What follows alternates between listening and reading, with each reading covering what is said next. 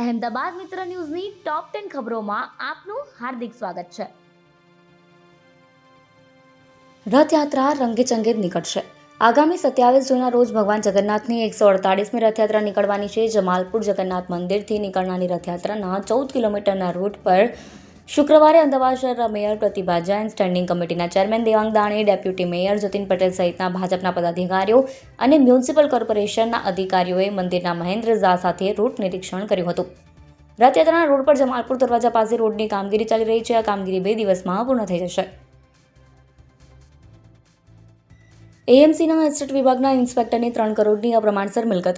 Ahmedabad municipal કોર્પોરેશનના estate વિભાગમાં inspector તરીકે ફરજ બજાવતા જિગ્નેશ શાહની એન્ટી કરપ્શન બ્યુરો એસીબી દ્વારા ધરપકડ કરવામાં આવી છે. વોર્ડ ઇન્સ્પેક્ટર જિગ્નેશ શાહ દ્વારા તેમની નોકરીના સમયગાળા દરમિયાન અપ્રમાણસર મિલકતો વસાવી હોવા અંગેની ફરિયાદ એસીબીને મળી હતી, જે અંગે તપાસ કરતા 102% વધુ જેટલી અપ્રમાણસર મિલકતો વસાવી હોવા અંગેનું જાણવા મળતા એસીબીએ ગુનો નોંધી તેમની ધરપકડ કરી. વિદેશમાં રહેતા યુવક સાથે લગ્ન કરવા ભારે પડ્યા. શહેરના પોશ વિસ્તાર એવા થલતેજમાં રહેતી યુવતીને વિદેશમાં રહેતા યુવક સાથે લગ્ન કરવા ભારે પડ્યા છે. લગ્ન બાદ તેના પતિનું વિદેશમાં એક યુવતી સાથે સંબંધ હોવાની જાણ થઈ અને તેનું ટેટુ પણ ગરદનના ભાગે કરાવ્યું હોવાની વાત કરી.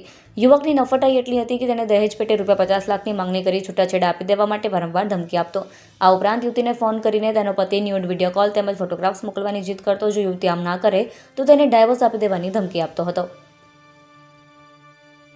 અમદાવાદથી દિલ્હી જતી આઈની ફ્લાઇટ નંબર 456 રદ. એર ઇન્ડિયાએ અગાઉ જાહેરાત કરી હતી કે 20 જૂનથી જાળવણી અને સંચાલનના કારણોસર તેની ફ્લાઇટ્સમાં 15%નો ઘટાડો કરશે. આ જાહેરાત બાદ હવે રદ કરાયેલી ફ્લાઇટ્સનું નવું શેડ્યુલ જાહેર કરવામાં આવ્યું છે, જેમાં કુલ 8 ફ્લાઇટ્સ રદ કરવામાં આવી છે, જેમાં 4 આંતરરાષ્ટ્રીય અને 4 ડોમેસ્ટિક ફ્લાઇટ્સનો સમાવેશ થાય છે. આ નિર્ણયની સીધી અસર અમદાવાદને પણ થઈ છે અને અમદાવાદ દિલ્હી જતી એઆઈ 456 બોઈંગ 321 રદ કરવામાં આવી છે.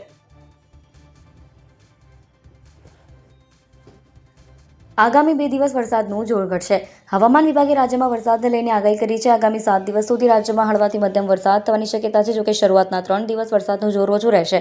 48 કલાક બાદ વરસાદની તીવ્રતામાં સામાન્ય વધારો થવાની સંભાવના વ્યક્ત કરવામાં આવી છે. વરસાદી સંભાવનાને પગલે આગામી 5 દિવસ માટે માછીમારોને દરિયો ન ખેડવા સૂચના આપવામાં આવી છે. બનાસકાંઠા, સાબરકાંઠા, તાપી, ડાંગ, નવસારી, વલસાડ જિલ્લામાં તેમજ દાદરા, દમણ અને દાદરાનગર હવેલીમાં આજે યલો એલર્ટ આપવામાં આવ્યું છે.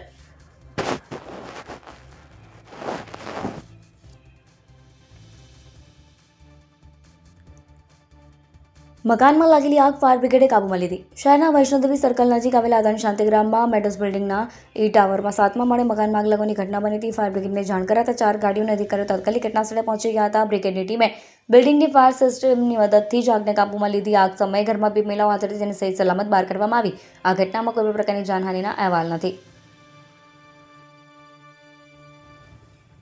2 ઋતુમાં ઝાડા ઉલટીના કેસો વધ્યા. શહેરમાં પ્રદૂષિત પાણીના કારણે રોગચાળાના કેસો વધ્યા છે. પૂર્વ વિસ્તારના બહેરામપુરા, લાંબા વટવા અને ખોખરા આસપાસના વિસ્તારમાં કોલેરાના 9 જેટલા કેસો નોંધાયા છે. ઝાડા ઉલટી અને ટાઇફોઇડના કેસોમાં વધારો થયો છે. દૂષિત પાણી અને વરસાદની સ્થિતિ હોવાને લઈને કોલેરા અને ઝાડા ઉલટીના કેસો વધાયા છે.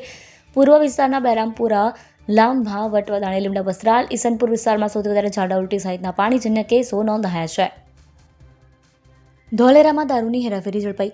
ધોલેરા પોલીસે આગામી ગ્રામ પંચાયતની ચૂંટણી 2025ને ધ્યાનમાં રાખીને કરેલી કાર્યવાહીમાં મોટી સફળતા મળી. પોલીસે બાતમીના આધારે એક આઈસર ટ્રકમાંથી વિદેશી દારૂની 1093 બોટલ અને 213 બિયર ટીન જપ્ત કર્યા. પોલીસે આ કેસમાં ભાવનગરના સુભાષનગર વિસ્તારમાં રહેતા 42 વર્ષીય અરવિંદભાઈ શ્રુગનભાઈ ડોડિયાની ધરપકડ કરી છે. આરોપી મૂળ તળાજા તાલુકાના ગોરખી ગામનો રહેવાસી છે.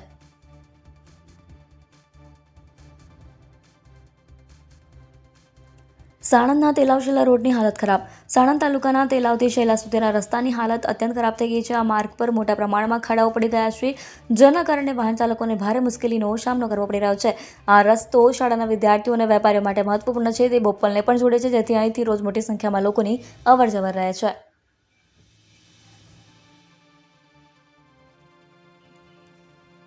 બાવડામાં રાત્રે 37 મીમી વરસાદ પડતા શહેર પાણીમાં ગરકાવ. બાવડા શહેર અને તાલુકામાં રાત્રે ધીમી ધારે વરસાદ શરૂ થયો હતો. થોડીવાર પછી જોરદાર વરસાદ શરૂ થયો અને રાત્રે દરમિયાન 37 મીમી વરસાદ પડતા બાવડા પાણી થઈ ગયું. સવારે જાગીને નગરજનોએ જોયું તો મોટાભાગના વિસ્તારોમાં પાણી ભરાઈ જવા પામ્યા હતા. અહેમદાબાદ મિત્ર ન્યૂઝની યુટ્યુબ ચેનલને સબસ્ક્રાઇબ કરો અને બેલ આઇકન જરૂરથી દબાવો, જેથી મહત્વના સમાચાર આપના સુધી જલ્દીથી પહોંચે.